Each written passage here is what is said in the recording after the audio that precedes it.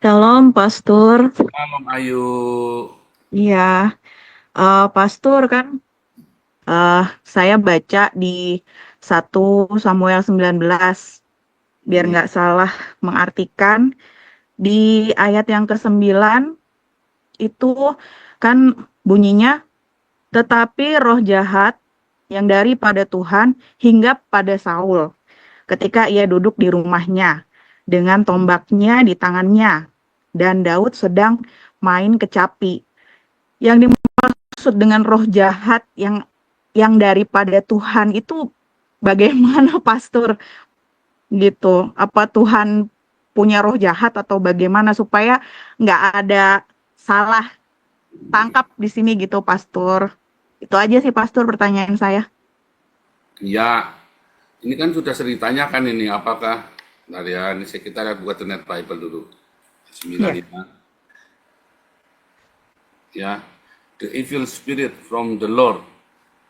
Wah, dari Tuhan ya, roh jahat yang dari Tuhan. Hmm. Nah, Saudara, di dalam Ibrani dikatakan ini adalah bapa segala roh, Saudara.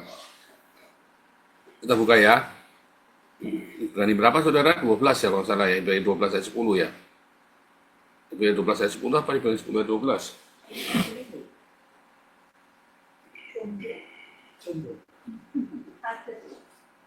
Nah, ini ya, Ibrani 10, Ibrani 12 ayat 9. Tadi ayat kita yang sebenarnya kita beroleh ganjaran dan mereka kita hormati. Kalau demikian, bukankah kita harus lebih taat kepada Bapa segala roh?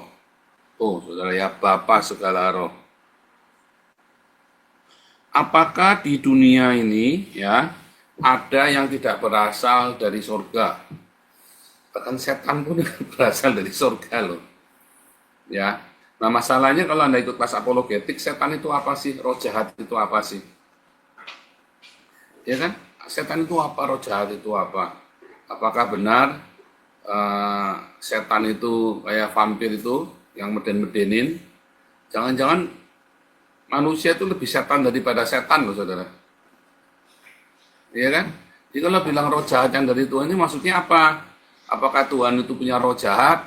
Itu bukan bukan Tuhan punya roh jahat, tetapi tidak ada sesuatu terjadi dalam hidupnya Ayub tanpa Tuhan izinkan.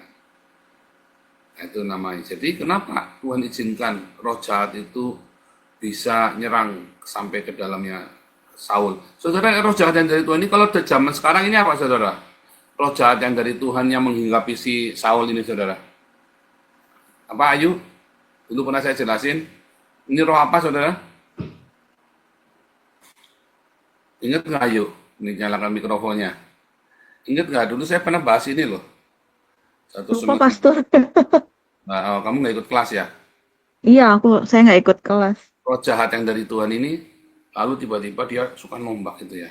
Itu depresi, roh depresi ya. Saul itu depresi karena apa? Iri hati itu membuat dia itu tekanan dan dia kepikiran, oh nanti Daud akan mengambil tahtanya. Makanya dia Hmm. depresi. Ya, nah si apa namanya orang kalau kerungun-kerungunan bunuh, bunuh, bunuh, bunuh gitu kan. Hmm. Nah, itu kan itu semua yang roh jahat kan, roh kematian katanya kan.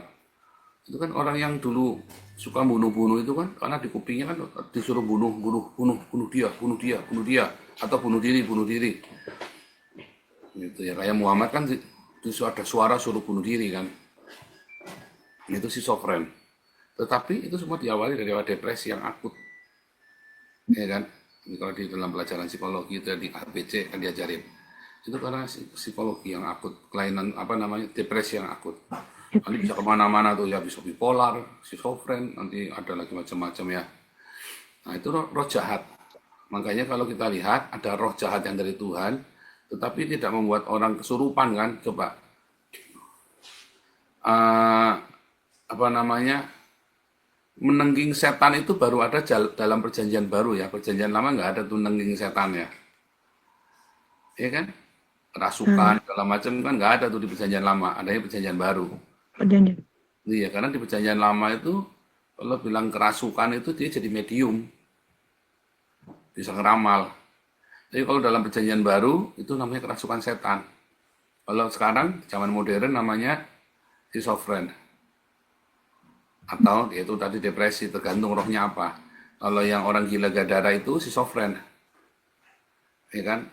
Berkepribadian ganda. Kami legion karena altarnya satu legion, jumlah altarnya dia, maksudnya begitu ya. Nah kalau sekarang roh jahat yang dari tuannya Saul ini apa? Roh depresi dia. Depresi. Nah dari Tuhan, Tuhan izinkan Saul mengalami depresi. Kenapa? Karena dia tidak mau punya iman yang teguh.